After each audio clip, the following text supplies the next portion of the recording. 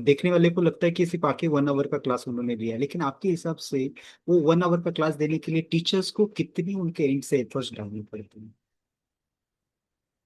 कहीं पे अगर उनको वन वन आवर का आवर क्लास डिलीवर करना है, तो टीचर का उनका हम्म। बैकग्राउंड का कितना एफर्ट्स होता है उसको पीछे, आपके हिसाब से? जैसे अभी आपको कहीं पे क्लास लेना 1 आवर का, तो आप किस तरीके का प्रिपरेशन करते हैं? सर देखो, अभी again it is depending on student का बोर्ड कौन सा है।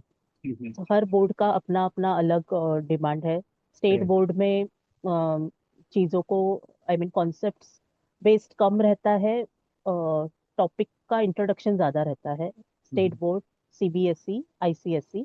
yes, तो ma'am. एज पर द वो बोर्ड का क्या डिमांड है ना, उस हिसाब से आपको प्रिपरेशन रखना पड़ेगा। हम्म, हर बोर्ड के लिए आप सेम एक्सप्लेनेशन दे के चीज़ें नहीं फुलफिल हो सकती है। तो हम्म, आप वो देखो कि अगर स्टेट बोर्ड का बच्चा है तो उनके सिलेबस के हिसाब से कैसे लेक्चर होना चाहिए। राइट, ओके, क्योंकि वहाँ पे राइटिंग एंड वो सब चीज़ों को ज़्यादा वेटेज है कि आपने राइटअप में कैसे आंसर को बताया। राइट, स्टेट बोर्ड में। सीबीएसई में थोड़ा इट इज़ अ मीडिएटर कि आप कॉन्सेप्चुअलाइज्ड भी क्वेश्चंस आते हैं वहाँ पे एंड ऑल्सो ये थेरोटिकल भी। बट वही आईसीएससी के केस में सर पेपर पैटर्न ही डिफरेंट होता है, वहाँ पे बच्चों का एक्चुअल कॉन्सेप्ट्स कितना क्लियर है वो ही देखा जाता है। यस, तो टीचर के कॉन्सेप्ट्स भी उस हिसाब से उतने लेवल के क्लियर होने चाहिए क्योंकि बच्चों के डाउट्स वैसे रहेंगे। Right, so right, accordingly you have to उनको be very prepare, prepared. Yes. And otherwise 1 hour quality में को भी कम। थोड़ा थोड़ा सा सर हम सेग्रीगेट कर सकते हैं। मतलब मेरा मेथड जो है कि first 15 minutes you will teach, फिर 5 मिनट स्टूडेंट को दो कि वो 15 मिनट्स का उसे क्या समझा कैसे है yes ma'am. Accordingly. And last 10 minutes we can keep for discussion, student and teacher का इंटरेक्शन। मतलब 1 आवर डजेंट मीन कि टीचर ही बोले जा रहा है स्टूडेंट सिर्फ फिजिकली प्रेजेंट है। नो, मेंटली ऑलवेज नहीं। या बोथ एंड से इन्वॉल्वमेंट होना चाहिए लेक्चर में। Yes ma'am. अभी जैसे कि आप बता रहे थे थोड़ी देर पहले, हम लोग स्टूडेंट्स के जो पॉडकास्ट में बात कर रहे थे, तो वहाँ पे आप बता रहे थे कि हर कोई जो है इंजीनियर डॉक्टर बनना चाहता है, तो टीचर क्यों नहीं बनना चाहते? आपको क्या लगता है, मतलब टीचर क्यों लोग उसमें उस डायरेक्शन में क्यों नहीं जाना चाहते, फिर टीचर बनने में लोगों को क्यों इतना इंटरेस्ट नहीं है? हम्म, अभी अभी के जनरेशन के हिसाब से सोचेंगे तो they are very practical sir. हाँ। मतलब अभी के जनरेशन जो है दे नोज द थिंग्स, क्या हम्म, व्हाट इज हैपनिंग, किसका कितना पैकेज रहता है। उन you must be knowing. Yes. So मतलब स्टूडेंट्स बहुत सर अभी, हमारी कभी हिम्मत नहीं हुई थी हमारे टीचर्स को पूछने की कि मैडम आपका क्या पे स्केल है। हाँ। Frankly speaking, yes ma'am. आजकल के बच्चे डायरेक्टली पूछते हैं कि मैम पोस्ट ग्रेजुएशन करने के बाद, इतना टाइम देने के बाद फिर हमारा स्टार्टिंग क्या रहेगा सर, मैम आपको कितना। हाँ। तो सो थिंग्स मतलब students are very much aware. Hmm, देखो कीन इंटरेस्ट है तो करते जाते भी है। बट हम्म, थोड़ा टीचिंग लाइन में आने के लिए ना बेसिक ग्रेजुएशन करके आप आगे ऐसे नहीं होता है, it is a long journey. Hmm, and बाकी यहाँ पे आप प्रोफेशनल कोर्स करके आप इमीडिएट अर्निंग करना जल्दी। चालू कर सकते हैं। तो यस, सो मतलब it is completely depends on the individual choice I can say. जिसे बनना है वो बन के ही रहेगा। हम्म, लेकिन देखेंगे वो अपने हिसाब से कि इतना टाइम अगर यूजी हो गया, पीजी हो गया, पीएचडी करो, कॉम्पिटिटिव एग्जाम्स दो, so it's a long journey ना सर। Right, right. सो फिर आई भी feel that can be one of the reason. Yes ma'am, फिर भी कुछ टीचर जो रहते हैं ना मैम, उनके फील्ड में काफी अच्छे करते वक्त भी वो फील्ड सडनली चेंज कर सकते हैं या फिर चेंज करते हैं, उनका जो प्रोफेशन है टीचिंग का छोड़ के किसी और प्रोफेशन में जाना चाहते हैं। तो ये इसके पीछे भी सिमिलर रीजन हो सकता है क्या, कि फाइनेंशियल वो देखते हैं कि कहीं और पे ज्यादा पेमेंट मिल रहा है, या फिर किसी और स्किल में उनको ज्यादा पेमेंट मिल रहा है? ऐसा आपको लगता है क्या, उसमें भी ऐसा कुछ हो सकता है क्या, जो छोड़ रहे हैं, मतलब अभी जो चालू है फिर भी वो छोड़ देते हैं बीच में? देखो सर, अभी टीचिंग प्रोफेशन का प्रोज एंड कॉन्स का अगर हम सोचेंगे हम्म, तो प्रोज में हम बोल सकते हैं कि आपको वर्किंग आवर्स लिमिटेड है यहाँ पे। हम्म, हम्म, मतलब वन सेशन में, मतलब मॉर्निंग सेशन में आप बिजी हो या फिर आफ्टरनून सेशन में। हम्म, सो इसीलिए भी बहुत से फीमेल्स जो है वो प्रेफरेंस देते हैं टीचिंग को as compare to male. Right. And second part is of course financial stability. अगर आपका परमानेंट पोजीशन पे सिलेक्शन नहीं हुआ है तो प्राइवेट स्कूल्स में फिर अभी ऑटोनॉमी आ गया है, प्राइवेट इंस्टीट्यूशंस है, हर एक का वर्क कल्चर डिफरेंट है। यस तो it ma'am. Depends on the tutor कि उसका टॉलरेंस लेवल कितना है और वो कितना फुलफिल करता है। Of course it is everybody wants good results. तो हम्म। करिकुलर मतलब जस्ट टीचिंग जॉब अभी टीचिंग नहीं रहा है, उसमें एडमिन वर्क और बाकी चीजें भी एड अप हो गए हैं। Hmm. So it can be a reason may be to switch the job. Right. अभी जैसे कि इसमें कुछ चैलेंजेस होते हैं जिसकी वजह से वो लोग छोड़ रहे हैं, वैसे ही अगर होम ट्यूशन के लेवल पे भी देखा जाए तो होम ट्यूशन में क्या चैलेंजेस जनरली टीचर्स फेस करते हैं, मतलब आपको इसके बारे में कुछ बताना चाहेंगे? होम ट्यूशन में क्या चैलेंजेस रह सकते हैं? होम ट्यूशंस में सर पहली बात तो वो घर का एटमॉस्फेयर कैसे है, हम्म। मीन्स जो जिन्होंने ट्यूटर अपॉइंट किया है उनका रवैया कैसे है टुवर्ड्स ट्यूटर, हम्म। वो एक बराबर। बात हो सकती है। हम्म। दूसरी बात चैलेंजेस एज इन स्टूडेंट का ओवरऑल बिहेवियर, मतलब स्टूडेंट सीरियसली करना चाह रहा है, पेरेंट्स की वजह से कोर्स ट्यूटर कर आया रहा है हूँ। घर पे या स्टूडेंट की वजह से ट्यूटर है घर पे, वो हाँ। भी मैटर करेगा। स्टूडेंट एंगेजमेंट आई फील, अगर स्टूडेंट ने भी ट्यूटर के एफर्ट्स को उतना ही अच्छे से रिस्पॉन्स दिया तो थिंग्स विल गो स्मूथ। अगर स्टूडेंट का इंटरेस्ट ही नहीं है और पेरेंट्स की फोर्स की वजह से चीजें हो रही है तो तो थिंग्स डिफिकल्ट। विल बी या। किसी ऐसे एक स्टूडेंट के बारे में बता सकते हैं क्या जिनको आप भूल नहीं पाए, मतलब वो स्टूडेंट आपको याद रहेगा थोड़ा बहुत?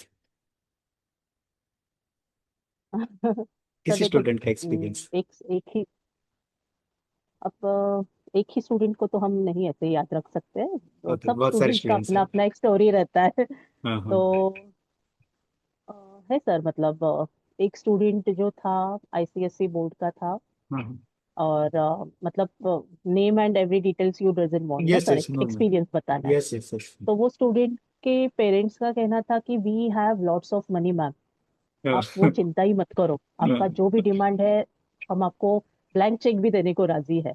बट हमारा बच्चा नॉटी है और ये एज ग्रुप ऐसा है कि हम उसे बाहर ज्यादा नहीं रखना चाहेंगे, इसीलिए उन्होंने ट्यूटर अपॉइंट किया था। और आईसीएससी बोर्ड था उसका, बच्चे का ऐसे था कि अ, वही अटेंशन और फोकस का प्रॉब्लम था, उसे पढ़ना ही नहीं था, क्योंकि उसे पता था, ही वॉज लाइक मेरे मम्मी पापा के पास बहुत पैसा है, मैं नहीं पढ़ूंगा तो चलेगा। और पेरेंट्स ने तो मुझे यही बोला था कि मैम उसे हम एक अच्छा इंसान बनाना चाहते हैं, आप सिर्फ उतना ध्यान दो। ओके। तो समटाइम्स ऐसा भी एक्सपीरियंस होता है कि पेरेंट्स आर लाइक कि हमारे बच्चे को बुरी आदतों से बचाना है, या फिर दिस इज द एज ना सर, टीनेजर्स है, एडोलेसेंट एज है, तो इसीलिए वो एक प्राइवेट और अच्छे ट्यूटर को प्रेफरेंस देते हैं। That is one of the reason, वो एक स्टूडेंट उसलिए इस वजह से याद रहा। और उसके पापा ने तो देखो मतलब, और एक थोड़ा एक्सटेंड करना चाहूंगी, देवर सो रिच कि उसे उनके बच्चे को एक्टिंग में इंटरेस्ट था, तो उनके पापा ने मूवी उनके लिए बनाया था, प्रोड्यूस किया था, और बच्चे को हीरो रखा था। Can you imagine that level of reach देवर? तो that is one of the student I remember. Okay. और एक स्टूडेंट है जो उसे थोड़ा स्पेशल स्टूडेंट था, स्पेशल चाइल्ड, आई मीन उनको डिसलेक्सिया टाइप इशू था। तो again I was a tutor, उनका एनआईओएस बोर्ड था, national institute of open learning. Okay. तो वो बच्चे का ऐसे था सर कि मेमोरी इतना शार्प था, मतलब कुछ चीजों के लिए बहुत एक्टिव और कुछ चीजों के लिए वीक। तो उसको ऐसे था कि तमिल तेलुगु कोई फॉरेन लैंग्वेज, मतलब जो उसकी मदर टंग नहीं है वो वाला भी एक बार देख लिया तो वो लैंग्वेज वो ग्रास्प करता था, वो ओके गुड। स्टूडेंट। तो उसका प्रॉब्लम ये था, और मैथ्स में एकदम क्विक, मतलब कुछ बड़ी बड़ी चीजें, मतलब वो क्विक बच्चे रहते हैं ना कि maths calculation wonder child types. तो उसका ऐसे था कि स्ट्रेंथ्स काफी थे, लेकिन मेरा फोकस वो था कि वीक उसके जो चीजें हैं वहां पे इम्प्रूवमेंट फोकस चाहिए फोकस। था। यस, तो कुछ कुछ चीजें थे कि उसे रट्टा वट्टा मारने वाली चीजें नहीं समझ में आती थी, बट ऑफ कोर्स अब पास सब सब्जेक्ट्स में करवाना है तो वो इम्पोर्टेंट था। सभी करना तो होता तो ऐसा। दैट, यस, तो यस। ऐसा कोई स्टूडेंट वो का। एक स्टूडेंट। अच्छा अच्छा, हाँ ऐसा कोई हाँ स्टूडेंट जिसने आपके लाइफ के ऊपर इम्पैक्ट करा है, आपको उससे कुछ सीखने को मिला, ऐसा कोई स्टूडेंट, ऐसा कोई एक्सपीरियंस कुछ हाँ, सीखने को यस मिला सर। किसी बच्चे से? एक एक स्टूडेंट थी, शी वाज नाइन्थ में मैंने उसे पढ़ाना स्टार्ट किया था, हमारी ही बच्ची थी, आपको भी पता होगा सर जिसके हाँ बारे में अभी बोलने जा रही हो। हाँ हाँ। सो नाइन्थ आईसीएससी बोर्ड, उसका एट्थ तक आई गेस सीबीएसई में हुआ था। हाँ फिर उनके पेरेंट्स ने नाइन्थ और टेंथ में उसे आईसीएसई में शिफ्ट किया था। तो वो स्टूडेंट का सर इतना सोशल अवेयरनेस, पॉलिटिकल बैकग्राउंड, मतलब ओवरऑल उसका नॉलेज इतना ज्यादा था। हम्म, और एफर्ट्स डालने में भी वो 100%, मतलब उसकी तरफ से उसे बिल्कुल ये नहीं था कि मैं एफर्ट्स नहीं डालूंगी, मैम आप बोलो, आप जो बोलोगे मैं करूंगी। And she was, actually she good. Was a poet. उसका खुद का बुक पब्लिश हो चुका था, उतना लेवल का उसका इंटेलेक्ट था सर। तो समटाइम्स स्टूडेंट्स भी इंस्पायर करते हैं कि इतना आप सब कुछ कर रहे बैलेंस। हैं। यस यस यस, और सीरियसली वो बच्चे इतना सर अच्छे से खुद के एफर्ट्स भी डालती थी, and she is doing good now. उसे 10th में भी बहुत अच्छे परसेंट आ गए। यस एंड वो मैम। कोई पॉलिटिकल साइंस में, वो अब्रॉड, मतलब उसका पूरा क्लियर था कि मुझे क्या क्या करना है लाइफ में। करेक्ट करेक्ट, रहते हैं ऐसे भी, कुछ हमें भी सीखने को मिलता है इससे। Yes sir. अभी मैम अगर हमें एजुकेशन सिस्टम में देखा जाए तो एजुकेशन सिस्टम में आपको कुछ मतलब हर किसी में कुछ ना कुछ प्रॉब्लम तो होते ही है। तो आपको ऐसा कोई मेजर फ्लॉ या फिर कुछ प्रॉब्लम दिखाई देता है कि जो अगर इम्प्रूव हो जाए तो उसकी वजह से बेहतर हो सकता है एजुकेशन? जी सर, अभी एनईपी इम्प्लीमेंट हुआ hmm. Last year, last to last year से, hmm. New education policy. Right. ठीक है। तो पहले का जो जितना भी सिलेबस था, उससे भी अभी सिलेबस को और से और डाइल्यूट किया जा रहा है। हम्म। मेरा जो भी एनालिसिस है वो मैं बताना चाहूंगी। दूसरी बात, बच्चों को आप पास करो, ये जो एक आ गया है सिनारियो की, what ever it is, just pass the students. और एनी स्टैंडर्ड 10 12 सभी स्टैंडर्ड को बोल रहे यस, हो? मतलब मैं डिग्री कॉलेज का एक्सपीरियंस, मतलब जो स्टूडेंट्स यूजी में है, FY BSc हम्म। SY BSc, उनकी बात कर रही हूँ। हम्म। कि नहीं, करो पास, वर्कलोड कम रहेगा तो जॉब डेंजर में है, मतलब few things are happening in weird manner. कि हम्म। हमारा फोकस क्या होना चाहिए, बच्चों हम्म। के ऊपर हमारा ज्यादा फोकस होना चाहिए, या बाकी, और इवन टीचर्स को भी बाकी और बहुत चीजों में इन्वॉल्व रखा जाता है। कि लाइक, पता ही होगा आपको, अभी यस सेंसस मैम। चल रहा था तो उसमें भी टीचर्स थे, मतलब many extra other duties teachers are engaged with. तो जिसकी वजह से वो प्रॉपर जस्टिस आई थिंक नहीं कर पाते, स्टूडेंट्स को जितना टाइम देना चाहिए वो नहीं दे पाते। तो ये सब चीजें थोड़ा है थोड़ा नहीं, ये प्रॉब्लम्स। चीजें बंद होनी चाहिए कि टीचर्स का फर्स्ट प्रायोरिटी स्टूडेंट्स होना चाहिए। राइट। और उतना आप उन्हें लिबर्टी दो कि वो अपने लेक्चर टाइम में, मतलब during the official hours, student should be the priority. बाकी एडमिन वर्क, ये वर्क, वो सब नहीं होना चाहिए। और क्लासेस का सर मैं वही बताऊंगी कि क्लासेस में स्टूडेंट्स पे ज्यादा फोकस होता है, अच्छा। बराबर। कि यस मैम। प्राइवेट ट्यूशन में तो और ज्यादा पर्सनलाइज कोचिंग आ गया। तो ये हो रहा है कि लोग बोलते हैं कि why tuitions are required, why coaching is required, तो ये रीजन है कि हम उतना justify time during the official hours नहीं दे पाते स्टूडेंट्स को। इसीलिए उनको तो वो एडिशनल का बच्चों को जरूरत पड़ता है। कंपनसेट करने के लिए जरूरत पड़ता है। एंड हम्म।